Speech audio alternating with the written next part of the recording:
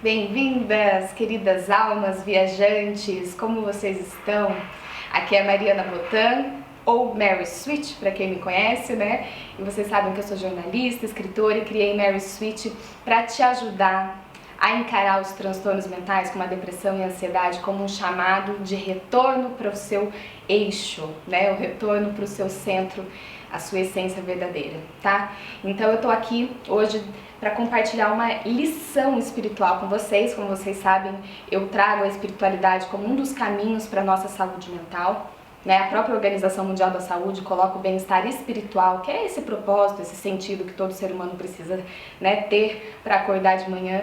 Então a própria OMS coloca a saúde espiritual como parte dos fatores que influenciam na nossa saúde, né? A saúde plena, a saúde integral, que é o novo paradigma vigente hoje, né? E aí eu trouxe hoje para vocês um trecho da Bíblia, gente, né? E a Bíblia, ela é uma fonte de sabedoria milenar e que ainda hoje permanece extremamente atual, porque conversa com a nossa essência. Então ela é eterna nesse sentido, porque atemporal, porque ela ainda permanece nos ensinando sobre a vida, sobre os valores que não passam, né? É por isso que a Bíblia para mim é uma fonte de saúde, né? Estudar a Bíblia, manter a minha conexão com o divino, com a compaixão com o próximo, isso é uma fonte de saúde. Eu descobri, né, isso como uma prática. Há mais de 13 anos eu fui buscar a minha cura, né? Eu tinha transtorno também como pânico e uma depressão que me acompanhou desde a adolescência sem saber. Então, e além disso, eu fiz um trabalho profissional. Há mais de 10 anos eu pesquiso sobre os transtornos, né? Fiz um documentário, fiz 2 congressos de medicina integrativa, publiquei um livro. Então, eu entrevistei, né, centenas de pessoas e profissionais da saúde. Então, eu tenho um embasamento para trazer isso aqui para você. Tá? Então, vamos refletir num trecho da Bíblia a respeito de quem está sentindo muito medo. O que tem a ver o medo com o transtorno mental? De uma maneira mais simples, para que assim, o transtorno mental, gente, tem que ser entendido de uma maneira global, tá? Mas do ponto de vista psíquico e espiritual, o adoecimento da mente, como a depressão, a ansiedade, o pânico e tantos outros rótulos, ele se dá devido a uma desconexão com o nosso ser. E isso, o que é um transtorno mental na prática? Para quem viveu vai saber que o que eu estou falando é verdade. A gente sente um medo incapacitante e opressor, né? Tanto que muitas pessoas que se veem numa crise de pânico, às vezes vão procurar o cardiologista porque acham que está tendo um ataque do coração. Tamanha é a opressão que a gente sente no nosso interior. Então, o medo. Quando a gente fala de transtorno mental, o que está permeando essa atmosfera interior da pessoa que sofre? Medo. Um medo opressor e total, né? E o que a gente, quando a gente cultiva esse estado de medo, a gente fica diante desse adoecimento psíquico. E aí eu quero ler um trecho que eu vi, que eu me deparei, né, dentro da liturgia diária. Eu me deparei com um trecho da carta de São João, que assim, eu falei assim, nossa, isso vai ser uma mensagem que eu quero levar para as pessoas, para que elas reflitam como os ensinamentos bíblicos podem nos ajudar no caminho de cura de um transtorno mental no século XXI, o grande mal do século, tá? Então a leitura da primeira carta de São João é o versículo 18, olha aqui, ó. No amor não há temor, ao contrário, o perfeito amor lança fora o temor, pois o temor implica castigo. E aquele que teme não chegou à perfeição do amor. Aquele que teme não chegou à perfeição do amor. O que eu quero dizer isso com vocês? Eu costumo dizer, né, isso é algo que eu vi, né, com diversas... Não sou eu apenas que digo, né, eu experimentei na minha pele e compartilho, mas não sou só eu que falo. Que a evolução humana, a cura do ser humano no sentido existencial, se dá ao retorno ao amor. Né? Então a gente fala, Deus é amor, nós somos amor, né? Isso está muito em alta hoje em dia, né? As pessoas costumam falar muito a respeito disso. E gente, em relação ao transtorno mental, é exatamente isso, né? Quando a gente cultiva um amor pleno, então como o João falou aqui, o perfeito amor, no perfeito amor não há temor. Lembra que eu falei que quem vive no transtorno mental está repleto de medo? Se você aprender a cultivar o perfeito amor dentro de você, não há espaço para o medo. E isso é o que ele fala aqui, no perfeito amor não há temor, né? Então, se você for pensar, a cura do ser humano está em encontrar o perfeito amor dentro de si. E se você consolida o perfeito amor no seu sentir diário, não tem espaço para o medo. E se não tem espaço para o medo, não tem espaço para o adoecimento psíquico e espiritual e físico. Você concorda? Então, é algo que é assim, um ideal, porém, é isso que eu acredito que a humanidade está passando por esse grande mal do século, que foi colocada a depressão e os transtornos mentais, porque é um sinal de que nós estamos desviados da nossa essência primeira, que é o amor.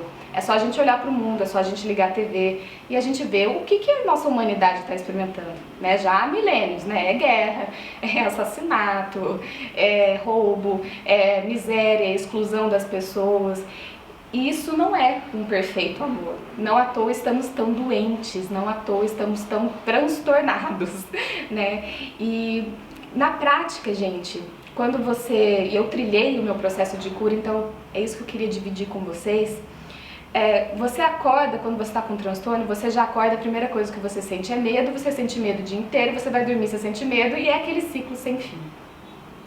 E isso acontece justamente porque a gente desvinculou desse elo de amor, de certo, da própria infância, da adolescência, pelas dificuldades, pelos traumas que cada um viveu, vai rompendo esse elo de amor, e aí a gente passa a não se sentir digno, a gente passa a se sentir sem valor, incapaz, todas coisas que refletem essa falta de amor, né? Tanto que a pessoa que sofre de transtorno mental, normalmente ela é seu próprio inimigo, né? Ela se maltrata, ela não vê o seu próprio brilho, ela não vê o seu próprio valor, ela tá sempre com diálogos negativos e inferiorizantes a seu respeito. Então a sua mente, as suas emoções, ela tá repleta desses sentimentos negativos, desses sentimentos baixos, né? E é isso que gera o ciclo sem fim do transtorno mental, que muitas pessoas, né, às vezes vão só procurar um psiquiatra, por exemplo, e a pessoa não entende, né? Tanto que muito da psiquiatria convencional fala o quê? O transtorno não tem cura. E por que muitas vezes não tem cura? Porque a pessoa não entende que ela precisa retomar a rédea da sua própria emoção e do seu próprio ser, para que ela não sinta tanto medo, para que ela mude essa chave de tanto negacionismo e tanta, não negacionismo, negatividade a seu respeito, se maltratar tanto, né? E você precisa mudar essa chave, cultivar o perfeito amor ao invés do temor, né? Como que a gente cultiva o perfeito amor? Bom, eu estou nessa jornada ainda como ser humano, não atingi o perfeito amor, mas a nossa meta como ser é alcançar esse perfeito amor e trabalhar todos os dias para esse alinhamento. Então aqui estamos juntos como membros da humanidade, devemos caminhar para esse perfeito amor, é a nossa meta, né? Mas alguns sentimentos, né? Algumas coisas práticas que você que está sofrendo com depressão, com ansiedade, qualquer que seja o transtorno, enfim, com esse medo opressor que eu tô falando, comece primeiro, se for difícil você se tratar bem, tenta exercitar a gentileza com outras pessoas. Tenta colocar no seu dia assim, eu vou ser gentil com quem aparecer no meu caminho. Eu vou sorrir, eu vou olhar nos olhos, eu vou pegar na mão, eu vou dar assistência a uma pessoa que talvez esteja ainda pior do que eu vou fazer um ato de caridade, eu vou ler a Bíblia para me inspirar, para me elevar. Vou ver no YouTube vídeos que me inspiram, pessoas alegres, pessoas que me motivam, pessoas que não despertam inveja em mim e competição, pelo contrário, pessoas que estão abertas a estender a mão com generosidade, dividir o conhecimento delas, né? Cultivar essa atmosfera de pessoas que te rodeiam, de pessoas que te põem pra cima, né? De pessoas que te fazem se sentir bem, te fazem se sentir com valor. Porque quando a gente se sente muito desvalorizado, incapaz, se sabota o tempo inteiro, se deprime o tempo inteiro porque você acha que você realmente é uma bosta, que você não tem nada de valor, que todo mundo é melhor do que você, percebe as pessoas ao seu redor, percebe se é o seu trabalho, se é a sua universidade, se é os seus colegas, as suas amizades, a sua família, percebe quem que tá minando você? Quem são essas pessoas que você está se rodeando? E perceba se elas não estão de forma inconsciente, tá?